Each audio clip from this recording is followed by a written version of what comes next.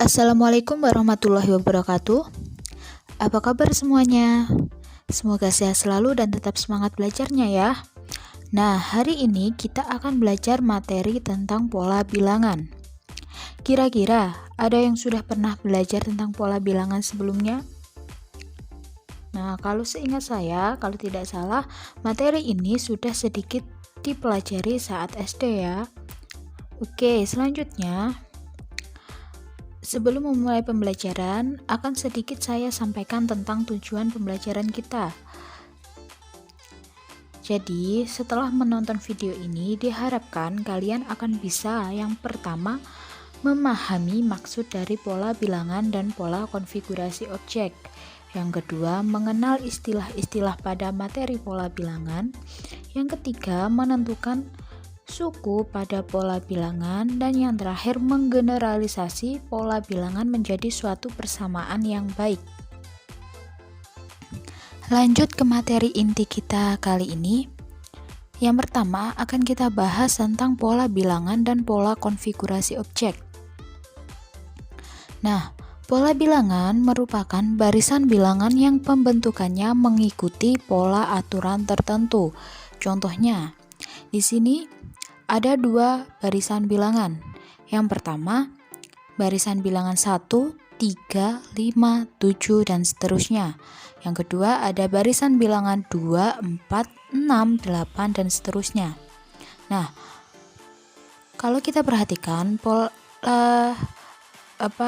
barisan bilangan yang pertama itu membentuk suatu pola. Pola apa? Ya, pola bilangan ganjil. Kemudian yang kedua itu juga membentuk suatu pola bilangan genap. Bisa dipahami?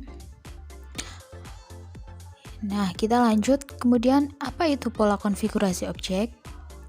Jadi pola konfigurasi objek adalah berbagai pola bilangan yang terbentuk dan dipadukan dengan bentuk-bentuk objek yang memiliki polanya sendiri.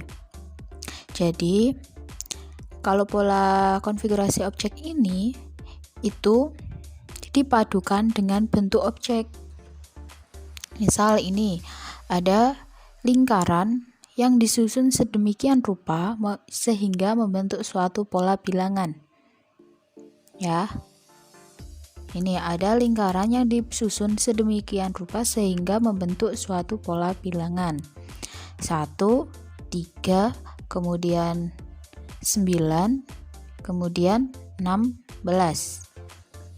Ya kan, kalau kita hitung. Lanjut ke contoh pola bilangan.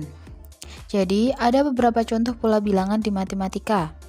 Ada pola bilangan ganjil, pola bilangan genap, pola bilangan Fibonacci, kemudian ada pola bilangan Pascal, pola bilangan persegi, pola bilangan persegi panjang, pola bilangan segitiga, pola bilangan aritmatika, dan juga pola bilangan geometri.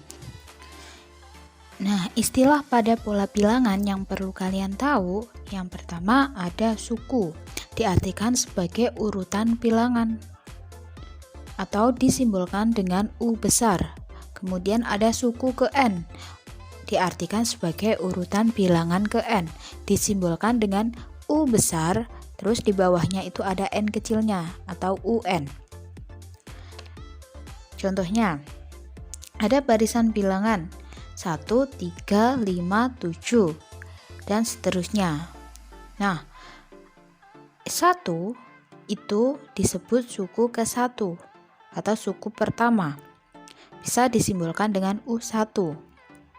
Begitupun seterusnya, 3 itu suku kedua atau U2, 5 suku ketiga atau U3, dan 7 adalah suku keempat atau U4.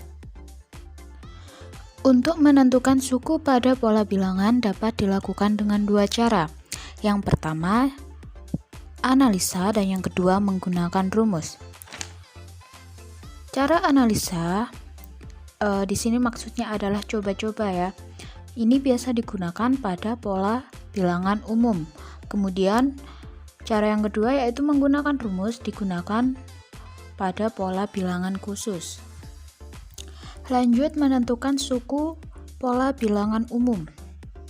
Tentukan 3 bilangan selanjutnya dari pola bilangan berikut.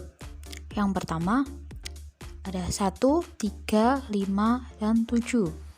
Untuk menentukan 3 angka selanjutnya, kita akan mencoba menganalisa setiap sukunya. Dari suku 1 ke suku 2, dari 1 ke 3, itu dijumlahkan dengan 2, ditambah 2. Kemudian dari 3 ke 5 ditambah 2, dari 5 ke 7 juga ditambah 2. Jadi suku selanjutnya tinggal kita tambahkan 2, kita tambahkan suku sebelumnya dengan 2. 7 ditambah 2, 9, kemudian ditambah 2, 11, tambah 2 lagi 13. Jadi 3 angka selanjutnya adalah 9, 11, dan 13. Kemudian ada 2, 6, 18, dan seterusnya.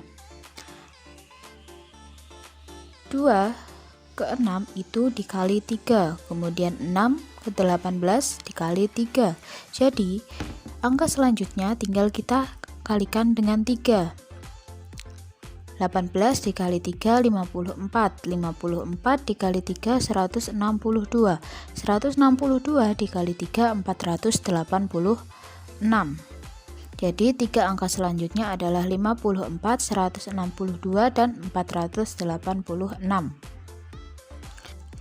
Yang ketiga, ada 3, negatif 7, 11, negatif 15, kemudian 19. Nah, ini agak rumit ya. Jadi, kadang-kadang tidak setiap suku bisa langsung kita analisa. Bisa saja polanya itu lompat-lompat seperti pada soal ini. Jadi, di situ ada bilangan positif, juga ada bilangan negatif. Akan kita analisa masing-masing. Pertama akan kita analisa yang bilangan positifnya terlebih dahulu. 3 ke 11 ditambah 8, kemudian 11, 19 ditambah 8 juga. Jadi angka selanjutnya kita tinggal tambahkan dengan 8. Hasilnya sama dengan 27. Selanjutnya kita analisa yang bilangan negatif. Negatif 7 ke negatif 15 itu dikurangi 8. Kemudian negatif 15 dikurangi 8 sama dengan negatif 23, dikurangi 8 lagi, hasilnya negatif 31. Jadi 3 angka selanjutnya adalah negatif 23, 27, dan negatif 31. Selanjutnya menentukan suku pola bilangan khusus. Yang pertama, pola bilangan Fibonacci. Fibonacci adalah suatu barisan bilangan yang merupakan hasil penjumlahan dari 2 bilangan sebelumnya. Bilangan Fibonacci diperkenalkan pertama kali oleh Leonardo da Pisa atau dikenal dengan Fibonacci. Contoh pola bilangan Fibonacci. Yang pertama, 0, 1, 1, 2, 3, 5, 8, 13, 21, dan seterusnya. Tadi sudah dijelaskan bahwasanya Fibonacci adalah suatu barisan bilangan yang merupakan hasil penjumlahan dari 2 bilangan sebelumnya. Jadi 2 bilangan yang awal atau 2 bilangan sebelumnya itu tinggal kita jumlahkan. Di contoh pertama, 2 bilangan pertama adalah 0 dan 1, dijumlahkan hasilnya 1. Nah, 1 ditambah 1 hasilnya 2. 1 tambah 2, 3. 2, 3 ditambah 3 sama dengan 5, dan seterusnya. Kemudian ada contoh yang kedua, 4, 5, 9, 14, 23. 4 ditambah 5 hasilnya 9. 5 ditambah 9 nanti hasilnya 14. 9 ditambah 14 hasilnya 23. Begitupun seterusnya, 14 ditambah 23, 23 ditambahkan dengan angka selanjutnya, dan seterusnya. Yang kedua ada pola bilangan Pascal. Bilangan Pascal adalah suatu bilangan yang terbentuk dari sebuah aturan geometri yang berisi susunan koefisien binomial yang bentuknya menyerupai segitiga atau biasa disebut dengan segitiga Pascal. Nah, berikut gambar dari segitiga Pascal. Suku-suku pada pola bilangan Pascal ternyata sama dengan suku-suku pada baris bilangan kelipatan 2. Jadi pola bilangan Pascal yang terbentuk adalah yang pertama itu 2 pangkat 0, 1.